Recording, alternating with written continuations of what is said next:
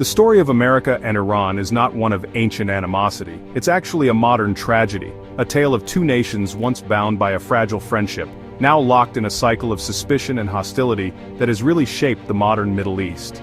To understand the headlines of today, the proxy wars, the nuclear anxieties, the fiery rhetoric, one must travel back in time. The relationship did not begin with the Islamic Revolution or the embassy hostage crisis. It began much earlier in the sun-drenched oil fields of Iran, where the interests of great powers collided with a nation's quest for sovereignty. The roots of the conflict are buried deep in the soil of the 1950s, a decade of Cold War paranoia and post-colonial ambition, where a single covert act set in motion a chain of events whose consequences echo to this very day. A ghost that haunts every diplomatic overture and every military maneuver. In 1951, Iran had a democratically elected prime minister. His name was Mohammad Mossadegh. He was a nationalist, a man of principle, and to many Iranians, a hero. He believed that Iran's greatest natural resource, its vast reserves of oil, should belong to the Iranian people, not to a foreign corporation. For decades, the Anglo-Iranian Oil Company, which was majority-owned by the British government, had controlled this wealth, giving Iran only a sliver of the profits.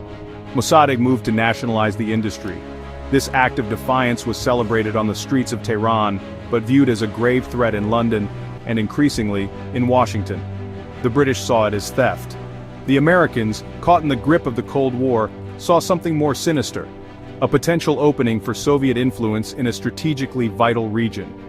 The United States, under President Dwight D. Eisenhower, was convinced that a nationalized Iran could fall into the communist orbit. The fear was that Mossadegh, even if not a communist himself, was creating a chaotic environment that the Soviets could exploit. The CIA, in a joint operation with British intelligence known as Operation Ajax, was given the green light to intervene.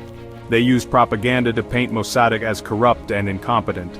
They bribed politicians, military officers, and street thugs to create an atmosphere of chaos and instability.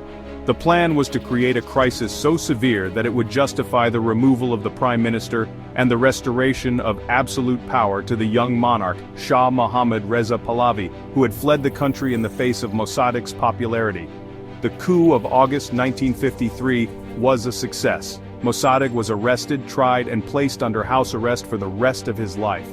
The Shah returned to Iran, not as a constitutional monarch, but as an autocrat, his throne secured by foreign powers. For the United States, it seemed like a victory, a successful check against Soviet expansionism. But for millions of Iranians, it was a profound betrayal. Their democratic experiment had been crushed, their national aspirations subverted.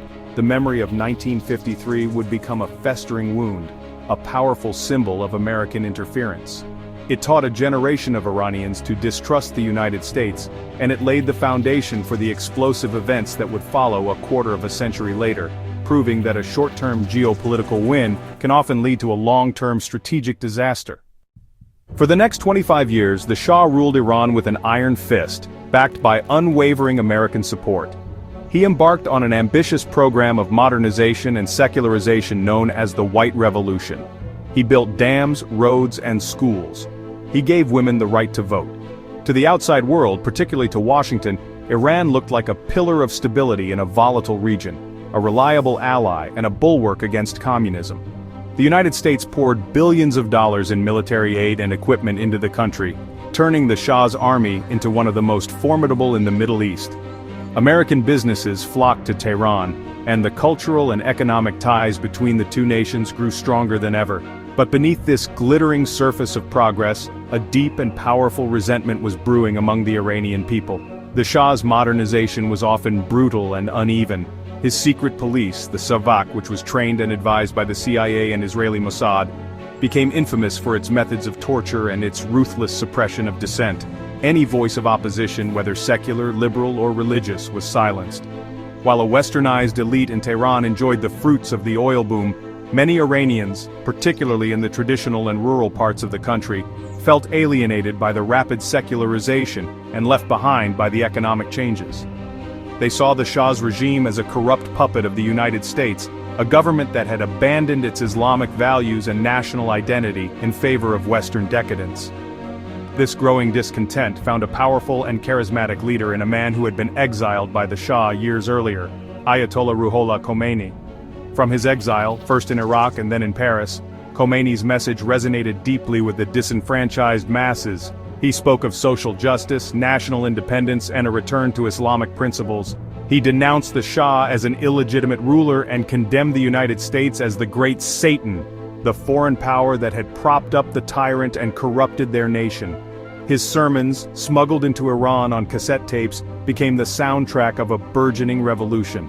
By late 1978, the country was in turmoil. Massive street protests, strikes, and demonstrations paralyzed the nation.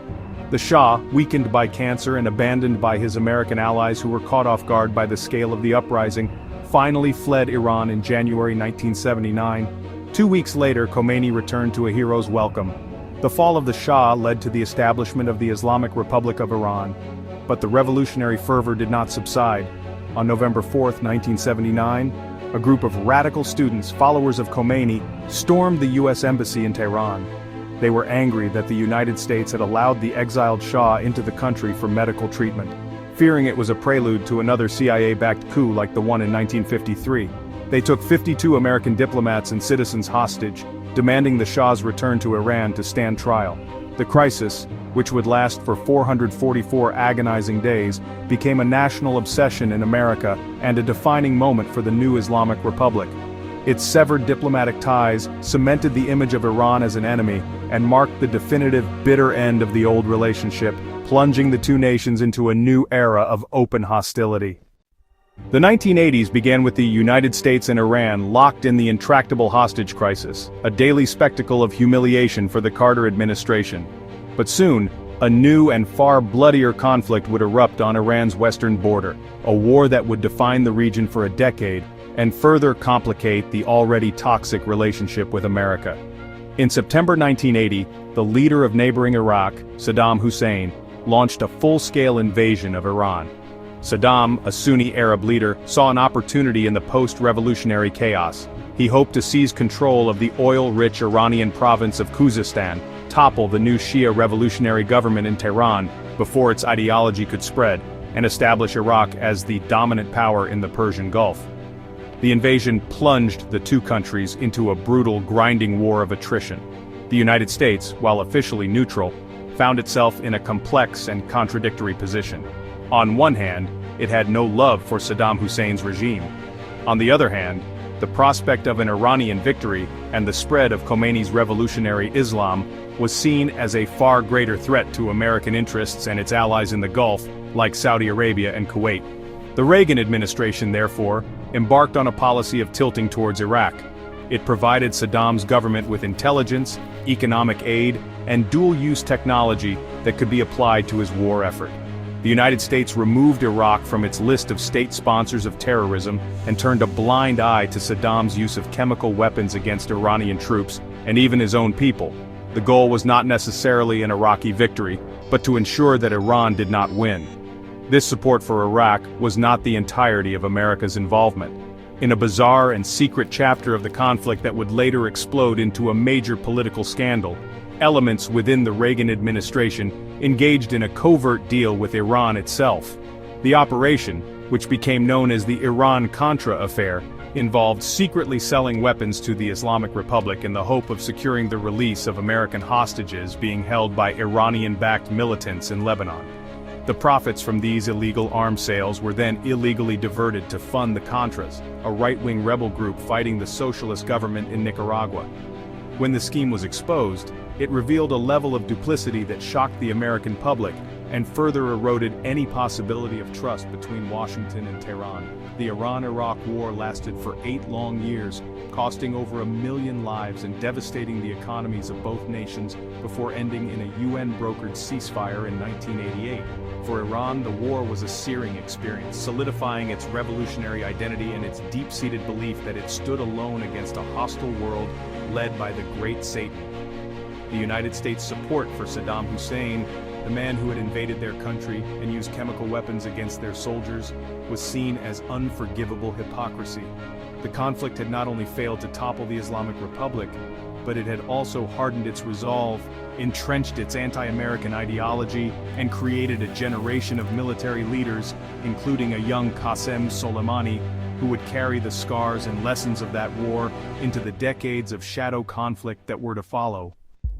The end of the Iran-Iraq War did not bring peace between Iran and the United States. Instead, the relationship settled into a protracted and bitter Cold War, fought not on conventional battlefields but through sanctions, assassinations, and proxy conflicts across the Middle East. Having survived the war with Iraq, Iran's leadership was more determined than ever to secure its revolution and project its influence. It did so by building a network of allied militias and political groups across the region, an axis of resistance designed to counter the influence of the United States and its regional partners, Israel and Saudi Arabia.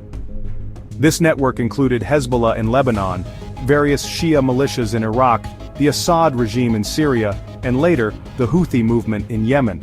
For Iran, this was a defensive strategy, creating strategic depth and a way to fight its enemies far from its own borders. The United States, for its part, viewed Iran's actions as deeply destabilizing.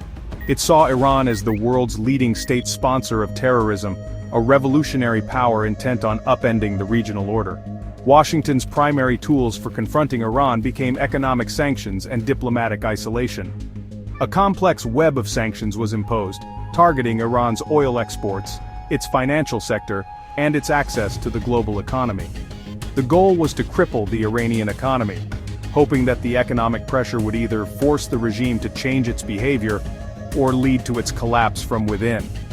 These sanctions had a devastating impact on the lives of ordinary Iranians, causing inflation, unemployment, and shortages of essential goods including medicine, yet they failed to dislodge the ruling establishment or significantly alter its foreign policy.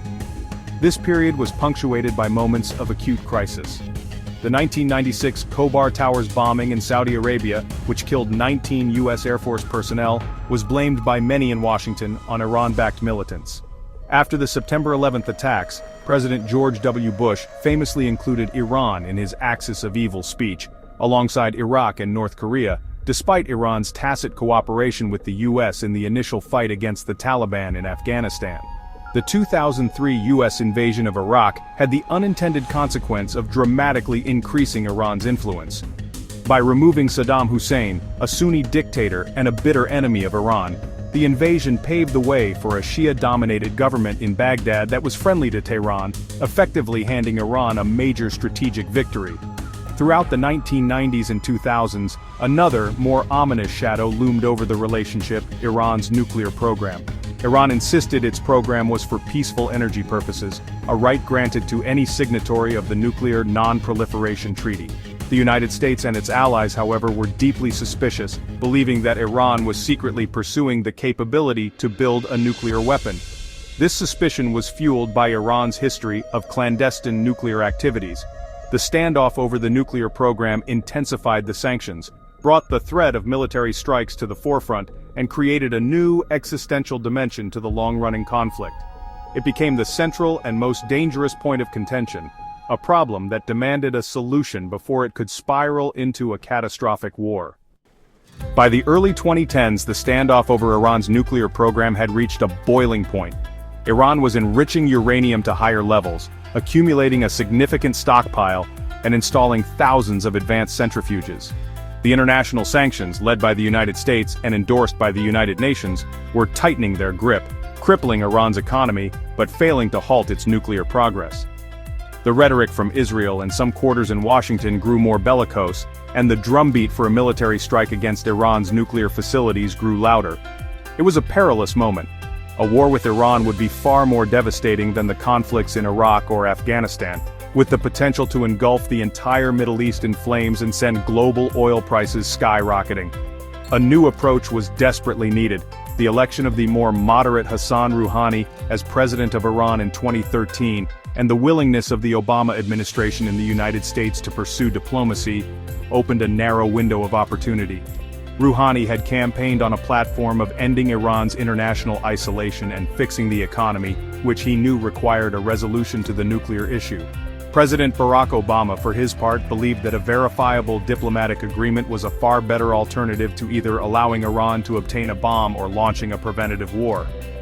After months of secret back-channel talks in Oman, formal negotiations began between Iran and the P5+1, the 5 permanent members of the UN Security Council, the United States, the United Kingdom, France, Russia, China, plus Germany. The negotiations were long, arduous, and technically complex. They stretched on for nearly 2 years, moving from Geneva to Vienna to Lausanne. The core of the deal was a trade-off. Iran would agree to significant, long-term and verifiable limits on its nuclear program, in exchange for the lifting of the crippling international sanctions. Iran would have to dismantle 2/3 of its centrifuges, ship out 98% of its enriched uranium stockpile, and redesign its heavy water reactor at Arak so it could not produce weapons-grade plutonium. In return, it would gain access to billions of dollars in frozen assets and be able to sell its oil and trade freely on the global market. It was a landmark achievement of international diplomacy. In July 2015, the Joint Comprehensive Plan of Action, or JCPOA, was finally announced. President Obama hailed it as a deal that would prevent Iran from obtaining a nuclear weapon through peaceful means.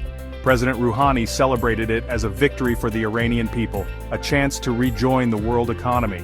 International inspectors from the IAEA confirmed that Iran was complying with its obligations. For a brief moment, it seemed that the decades of hostility might be giving way to a new, more pragmatic era. The deal, however, was fiercely opposed by hardliners in both countries, as well as by US allies like Israel and Saudi Arabia. In the United States, opponents argued it did not go far enough, that it did not address Iran's missile program or its regional activities. This deep-seated opposition ensured that the glimmer of hope offered by the JCPOA would be fragile and ultimately short-lived. The nuclear deal was built on a fragile foundation of mutual but limited interest, not on trust. When Donald Trump won the US presidency in 2016, that foundation began to crumble. He had campaigned vociferously against the JCPOA, calling it the worst deal ever negotiated. He believed it was too lenient, that the sunset clauses would pave a path for an Iranian bomb, and that it failed to address Iran's ballistic missile program or its support for proxy groups. Despite the consensus that Iran was fully complying with the agreement, President Trump was determined to dismantle it. For him, the deal was a symbol of the previous administration's perceived weakness, and its undoing became a central promise to his political base. In May 2018, the United States unilaterally withdrew from the JCPOA. It was a decision that isolated Washington from its European allies, who had co-signed the deal and urged the US to remain. The Trump administration immediately reimposed all previous sanctions and launched a campaign of maximum pressure. The stated goal was to choke off all of Iran's oil revenue and force its leaders back to the negotiating table. Iran, feeling betrayed, initially tried to stick with the deal, hoping the European signatories could salvage it. But as the US sanctions devastated its economy, hardliners in Tehran gained the upper hand. Iran began to incrementally break the limits set by the JCPOA, restarting enrichment at higher levels and expanding its stockpile. The maximum pressure campaign escalated tensions in the Persian Gulf to their highest point in years. A series of incidents, including mysterious attacks on oil tankers, the downing of a US surveillance drone by Iran, and an Iranian-backed militia's attack on the US embassy in Baghdad, brought the two nations to the brink of direct military conflict. The cycle of escalation reached its apex on January 3, 2020. In a stunning and unprecedented move, a US drone strike at Baghdad's international airport assassinated Qasem Soleimani, the commander of Iran's elite Quds force, and the architect of its entire regional security strategy. He was the second most powerful man in Iran, a figure of immense national importance, revered by his supporters as a hero, and reviled by his enemies as a terrorist. The assassination of Soleimani was a seismic event.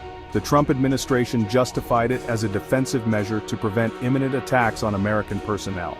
For Iran, it was an act of war, the killing of a top government official on foreign soil. Millions of Iranians poured into the streets for his funeral, a massive display of national grief and anger. Iran retaliated days later by launching a barrage of ballistic missiles at 2 Iraqi bases housing US troops.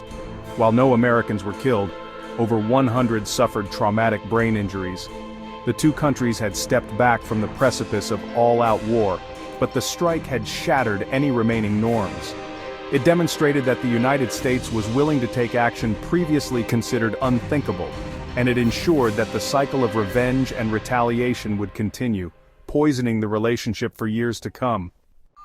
In the years following the assassination of Qasem Soleimani and the collapse of the nuclear deal, The conflict between the United States and Iran has settled into a dangerous and multifaceted shadow war.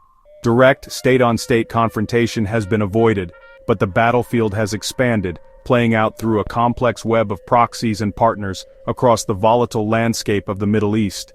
Iran has continued to entrench its axis of resistance, using its allies to project power and challenge US and Israeli interests without risking a direct fight. This strategy is visible in Syria, where Iranian support has been crucial to keeping Bashar al-Assad in power. In Iraq, where Iran-backed militias continue to wield significant political and military influence. And in Yemen, where Iran provides support to the Houthi movement in its conflict with a Saudi-led coalition. This proxy conflict has been particularly visible in the context of the Israeli-Palestinian conflict. Iran has long been a key patron of Hamas in Gaza, and most significantly, Hezbollah in Lebanon. Hezbollah, armed with tens of thousands of rockets and missiles supplied by Iran, represents a formidable threat on Israel's northern border. Following the October 7th attacks by Hamas and the subsequent war in Gaza, these fault lines have become even more pronounced. Hezbollah has engaged in regular cross-border fire with Israel, raising fears of a second, much larger front opening up. The Houthis in Yemen have launched missiles towards Israel and attacked international shipping in the Red Sea, ostensibly in solidarity with the Palestinians, disrupting global trade and drawing a military response from the United States and its allies. Meanwhile, the nuclear question remains unresolved and more dangerous than ever. Attempts by the Biden administration to revive the JCPOA have failed, stymied by mutual distrust and the political realities in both Tehran and Washington. Freed from the constraints of the deal, Iran has pushed its nuclear program to the brink. It has enriched uranium to 60% purity, a level that is just a short technical step away from weapons grade. It has accumulated enough fissile material for several nuclear bombs, according to international observers. While Iranian leaders continue to deny any intention to build a weapon, their advancing capabilities have dramatically reduced the breakout time, the time it would take to assemble a bomb if they chose to do so. This has left the United States and Israel with a terrible choice: accept a nuclear threshold Iran or risk a preventative war. The history of US-Iran relations is a long and sorrowful lesson in the consequences of mistrust and miscalculation. It is a story that began not with ancient hatreds but with a single covert operation in 1953 that overturned a democracy and installed a dictator. That act planted a seed of resentment that grew, over a quarter century, into the revolutionary fury of 1979. The subsequent hostage crisis, the brutal Iran-Iraq war, the decades of sanctions, and the cycle of proxy violence have only added layers of bitterness and hostility. Understanding this history is not merely an academic exercise, it is essential for navigating the present, for appreciating the deep-seated grievances and security fears that drive both sides, and for recognizing that the path away from conflict requires not just strength, but a willingness to see the world through the eyes of an adversary.